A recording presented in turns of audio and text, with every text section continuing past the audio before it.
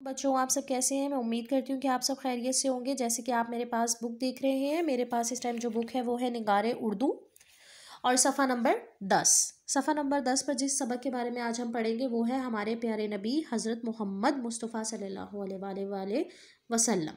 अब बच्चों, आप लोग यहाँ पर देख रहे हैं कि आप सल्लल्लाहु अलैहि वसल्लम के बारे में बहुत सी बातों का जिक्र किया गया है। सफ़ा नंबर 10 के बारे में अगर हम पढ़ना चाहें तो सबसे पहले हम इस चीज़ के बारे में पढ़ते हैं कि हज़रत मोहम्मद सल्लल्लाहु अलैहि वसल्लम जो थे वो अल्लाह ताला के सबसे प्यारे नबी थे और आप सल्लल्लाहु अलैहि वसल्लम अल्लाह ताला के आखिरी नबी हैं। मुसलमान होने के नाते हम इस चीज़ पर ईमान रखते हैं।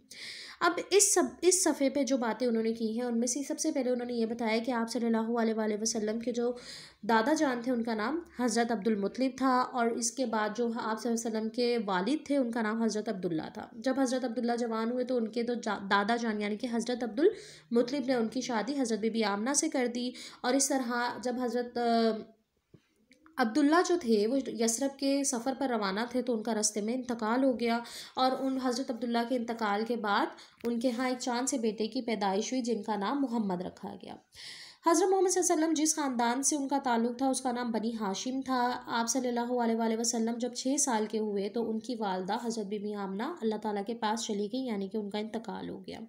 वालदा के इंतकाल के बाद आप सल्लल्लाहु अलैहि वसल्लम की परवरिश उनके दादा जान ने की। जब वो 8 साल के हुए तो उनके दादा जान का भी इंतकाल हो गया। तो अब सारी जिम्मेदारी जो थी आप सल्लल्लाहु अलैहि वसल्लम की परवरिश की वो उनके चचा अबू तालिब ने संभाल ली।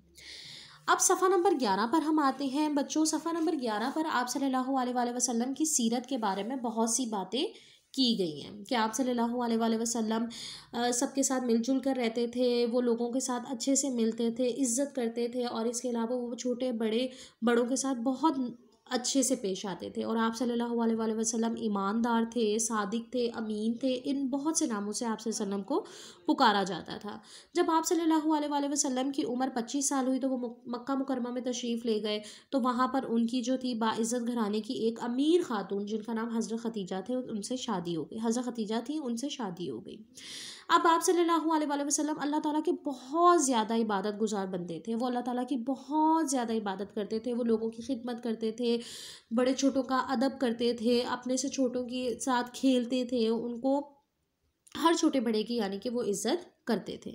जब आप सल्लल्लाहु अलैहि वसल्लम बच्चों 40 साल के हुए ना तो अल्लाह ताला की तरफ से एक वही नाजिल हुई। वही किसे कहते हैं कि जो अल्लाह की तरफ से पैगाम नाजिल किया जाता है, ठीक है, पैगाम लेकर आए और पैगाम लेकर जो थे वो अल्लाह के फरिश्ते लेकर आए।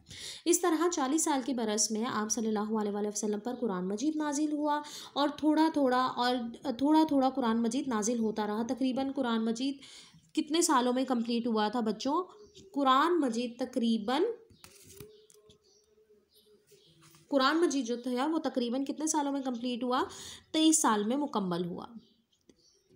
हज़रत मोहम्मद सल्लल्लाहु अलैहि वसल्लम अल्लाह के आखिरी नबी थे। इस ज़माने में अरब के जो लोग थे वो बहुत ज़्यादा बुराइयों में उनमें पाई जाती थी। क्यों पाई जाती थी? क्योंकि उस दौर में इस्लाम अभी जो था वो फैलना स्टार्ट नहीं हुआ था। तो हज़रत मोहम्मद सल्लल्लाहु अलैहि वसल्लम लोगों को अमन और सलामती का पैगाम देते थे। उन्होंने लोगों को कुफ्र और शिर्क से यानी कि अल्लाह ताला के साथ शरीक करने से लोगों को मना किया।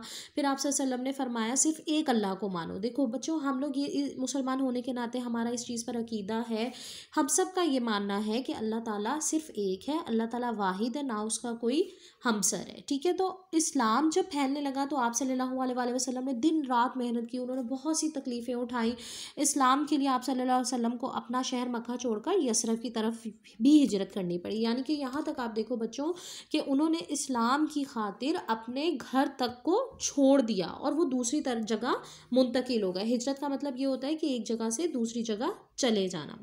यसरब पहुँचे तो इस शहर का नाम उन्होंने रख दिया गया। फिर इसके बाद जो रफ्ता रफ्ता दीन इस्लाम का जो पैगाम था वो फैलता गया, सच्चा पैगाम लोगों तक पहुंचा और आप सल्लल्लाहु अलैहि वसल्लम की दिन रात की कोशिशों की वजह से इस्लाम का बोलबाला पूरी दुनिया में इस्लाम का बोलबाला हो गया। और इस तरह आप सल्लल्लाहु अलैहि वसल्लम ने जो अरब के लोग थे उनमें से बुराइयों को ख़त्म किया और तमाम तर लोगों को एक अल्लाह की इबादत का हुक्म दिया।